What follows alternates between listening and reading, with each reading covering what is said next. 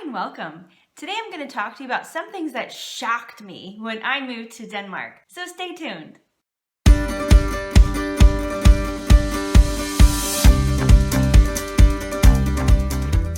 If you're new to my channel, my name is Kelly. I'm an American living in Denmark. I live in rural Jutland, which is in the middle of it all. If you haven't subscribed to my channel, go ahead and do that first and ring the bell so you get notifications, because I'm going to be posting a lot more videos about what it's like to live as an expat in Denmark. When you move to another country, there's always going to be some of these culture shocks that stand out in your mind and you think, what is going on? Or what is that? Or, huh?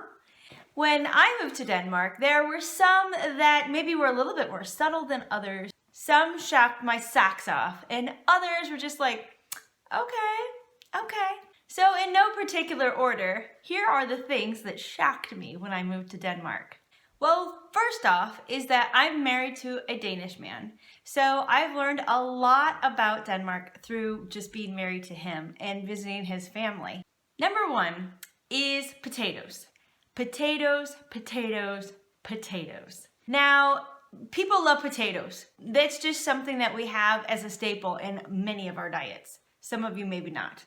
But here, boiled potatoes is the staple. I can't tell you how many times I've eaten boiled potatoes. And when my husband says, let's have potatoes tonight, I know what he's talking about. Many times also they consider potatoes to be the side that they have on their plate. So meat and potatoes. I don't eat meat, so having a plate full of potatoes for a lot of meals gets to be a little bit too much. Another thing that the Danes love, which came as a bit of a shock to me, is bread. Now, we eat bread, like let's say toast for breakfast, no problem. We eat bread for a sandwich, no problem. But I'm thinking maybe in the course of a day we might have 4 pieces of bread. But in Denmark, you might have 4 pieces of bread for breakfast and 4 pieces of bread for lunch. It's a lot of bread. I really enjoy the bread that they have here. For one, they have something called rye bread, which you might think, oh, I know rye bread. But Danish rye bread is very different than anything that we really have in the US. I know that when we lived in the US, my husband would try to make his own rye bread, and it would never really turn out the same because we couldn't really find it where we lived. And we lived in a big city. They will eat rye bread for lunch, and a lot of times they eat these rolls for breakfast. And for me, that is a lot of bread. So we generally don't do that every single day for breakfast. But I have to say we get them from the baker. They're fresh in the morning. They usually have like a lot of bird seeds and nuts and types of things on them. And they're really delicious. That was kind of a shock to me. It just seemed that it was a lot of bread. For lunch, they'll use the rye bread, and they will, and this is my next culture shock, they eat open-faced sandwiches. So the very first time I think I was here making my lunch, and I'm looking at how they do it. They'll take a piece of rye bread, and the rye bread is kind of small, and they'll put it on their plate, and then they'll put like 2 things on it, and then they'll eat it with a knife and a fork. And I'm just looking at it, and I'm thinking, what? I'm used to eating sandwiches. I love sandwiches. I'm all into, the big old sandwiches. But I really enjoy the rye bread. If I have a variety of different breads to choose in Denmark for my lunch, I'll choose the rye bread. I have grown to like it. But I really make my open-faced sandwiches all wrong. Maybe they have like 3 things on them or something, maybe 2. But I will pile on what I would normally put on a sandwich because I want that perfect bite, They have these beautiful, if you go to like a deli or if you go to like some sort of lunch place where they sell traditional open-faced sandwiches, they're very beautiful looking. It's like a gourmet sandwich, and they really know what they're doing. Me, on the other hand, I think I need to take a class. It was a little bit of a shock. I mean, even my children's teachers will suggest, oh, and make sure that you're packing your rye bread for lunch. It's very much of a Danish thing. That leads into, and my number 4 is that the Danes eat everything with a knife and a fork. No, they don't go to McDonald's and eat a cheeseburger with a knife and a fork. Let's not get crazy. But they will take that piece of bread with the 2 things on top of it and eat that with a knife and a fork. And I don't know, that was just kind of weird. I felt like I'm just doing what everybody else is doing right now because I have no idea what's going on. And yes, it's great. You know, we eat our pizzas with a knife and a fork. We don't use our hands really for almost anything. And it's not that as Americans we're all barbaric. It does make a lot of sense, especially when you have a really big sandwich and, you know, like, how am I going to eat this and it's not going to fall apart and I'm going to get all dirty. It does make a lot more sense. Eating things with a knife and fork, I think that's very European overall. It's just different when you have this teeny tiny little piece of bread that you can eat in like 3 bites and they're like cutting it with a knife and fork. I do it. I've completely changed. I do what the Danes do. But at first it was like, what? Another culture shock is, of course, that the Danes go to the grocery store about every other day. In the US, our grocery stores were so huge. It'd be like all of the stores in my tiny little town put together would not equal one of our massive grocery stores in the US. Though I loved going grocery shopping, I really didn't want to do it more than once a week. You know, you've got so much stuff going on that you don't really want to take all of your time out to spend an hour or so getting groceries. Here, I just go and get what I need because the grocery stores are smaller. So the selection is a lot smaller. I know that I pretty much know everything that I can get at the grocery store. I might go to the grocery store every day in the course of a week if I don't have my supper planned. And it's not a big deal because it's maybe like a 15-minute thing. I can even ride my bike down there. It's not going to take a long time. Or the size of some things like milk is much smaller. So it's a quart or a liter instead of a gallon. So we have to buy more of them, or we have to go buy them more often. And the fruits and vegetables don't tend to have a lot of preservatives on them, so they don't last as long. So we buy what we know we're going to use for a couple of days, and then we go stock up and get more. But at first, that was something that I was like, man, this is going to drive me crazy if I have to go to the grocery store all the time.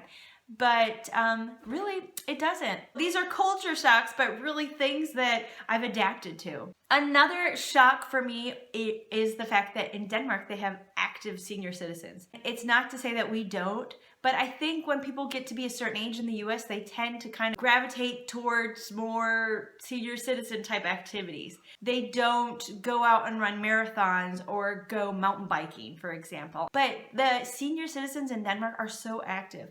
We live on a street with a lot of retired people, and one couple goes for a walk or two every day, and I swear they walk the entire town. We have another couple who are constantly out on their bikes. I know they have a car, but they're taking their bikes everywhere. There's another guy on our street who is a mountain biker. He has a full outfit, and he goes mountain biking. I don't even go mountain biking. I mean, I'm younger than his children. It's crazy. In the running group that I've been a part of, I'm one of the youngest people in that group. It's just amazing. The senior citizens are so active here. In my mind, so unusual, but and at the same time, so fantastic. Another culture shock that I had when being one of my first summers here, the naked babies on the beach. For us, I think we're always so concerned with the kids being completely covered. Having a hat on, a shirt, swim shorts, covered in sunblock, swim diaper for babies especially because you don't want anything coming out. But in Denmark, they're just so laid back that it's like, oh, we're at the beach, strip the baby down so you can play in the water and he's getting sand all over in different places. And I just thought, what? But for me, I don't know, I had to get a little used to that. And when my children were toddlers, I thought, oh, well, I want them to be the naked baby on the beach before they grow up and realize, ooh, I'm naked. We did that a couple of times with our own children, but of course it was like a small, like local beach, so there really weren't a lot of people. I don't know why that should matter, but maybe that is another thing. You know, you're always worried about other people looking at your children and privacy. We're so much into privacy. That leads into my next one. So another thing that shocked me about being in here, and if you have read my blog, you have read about my experience at the swimming pool. And I have to say that I am so much better after living here for a few years with being naked in front of complete strangers. Our changing rooms at our swimming pools here, there's no curtains, there's nothing. You get completely naked, you walk into the shower completely naked with all these other people who are naked. I mean, it's a women's bathroom, a men's bathroom, you know, but normally in the US, you would wrap your towel around you, you'd walk to a stall, you'd close the curtain, and then you'd shower, and then you'd, maybe put your swimsuit on in there. I don't know. But a lot of times in the US, we wouldn't even shower before we get into the swimming pool. And I think about that now as being so kind of gross with deodorant and all that crap you put in your hair and whatever else. You're around all these strangers. And I mean, the first time, you'll have to read about it on my blog. So look in the description for a link to that. Well, I consider it an embarrassing kind of experience at the swimming pool because I didn't really speak any Danish. I have 2 little boys with me in the women's bathroom and their eyes are like this big. And I'm like, oh my God, how do I escape this? I just want to take my boys to the swimming pool. Yeah, so that's probably number 1. I mean, these are in no order, but that's probably number 1. Nobody cares about being naked in front of anybody, and they're just so laid back about nudity here. That goes into another one. I was really shocked one time watching TV with my father-in-law, and it was like a documentary or something. I don't know what it was. I think it was probably in Danish. I probably don't even know what it was about. But all of a sudden there was like this lady, like it was like a topless woman, flash, like on the screen. And I'm like, oh, I was not prepared for that. And it was just on regular TV. And you're like, okay.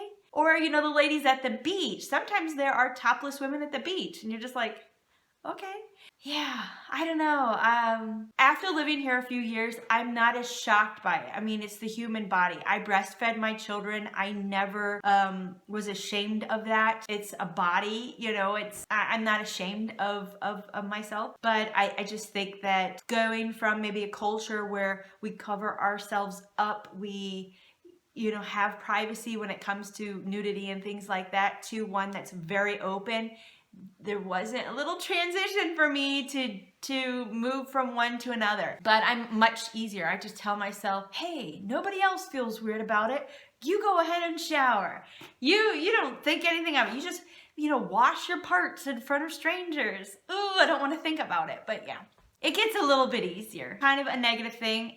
Nobody wants to do that, but it's a culture shock that is very real, and I really want to share it with people. They use a lot of English profanity here, meaning they have the F-bomb and the S-bomb predominantly. Of course, there are others that they use in a lot of everyday speech. Of course, older people are not going to use it. It's more kind of younger people, even like people my age are using it. But the thing is like I said, it's an everyday speech. So adults, I've heard, there's an adult specifically that I have in mind who was using it with my children. And at the time that we moved here, my kids were 6 and 3. And even as a 6 and a 3-year-old, they know what words are the bad words and that we're not allowed to say, they just do. And they know that if they hear mommy or daddy say a bad word, it's because of something bad that has happened, like, ow, I just hurt myself, or, oh no, what I was working on the computer is completely gone. What just happened? It's kind of an instant thing. From my culture, from my family, from what I'm used to, people don't want to swear around their children. It's not something you want to teach your children. There are plenty of people who are laid back and like, oh man, it's just words, what? And you hear a lot about that here. But I don't hear those Danes saying Danish swear words to their children. So if they're just words, then why aren't they swearing, like just using it in casual conversation, using a Danish swear word instead of an English swear word? So when I start hearing that, then I'll start to think that it's just words. But when you go to a daycare here and you hear the F-bomb being dropped by a 5-year-old, it really just tears me up inside. That's something that really bothers me, because I don't think that Danes speaking to people who are native English speakers realize the amount of disrespect that those words generate. And again, maybe I'm an uptight American, maybe I'm not a laid back one, whatever. I don't know. I'm not hating on anybody right now, so don't hate on me for wanting to just have my little baby think and say nice words, or have people think and say nice words to them. But when you go to like their soccer practice and you have the coach, like saying F and S and whatever, and it's just like, and your children look at you and think, Mommy, why is he mad at me? Mommy, why is he yelling at me? If I go to another country, I'm not going to use swear words with people in that country. I don't think there's ever a time and a place for it. I don't use Danish swear words ever in Denmark. Like I said, I don't really feel that there's a need for that.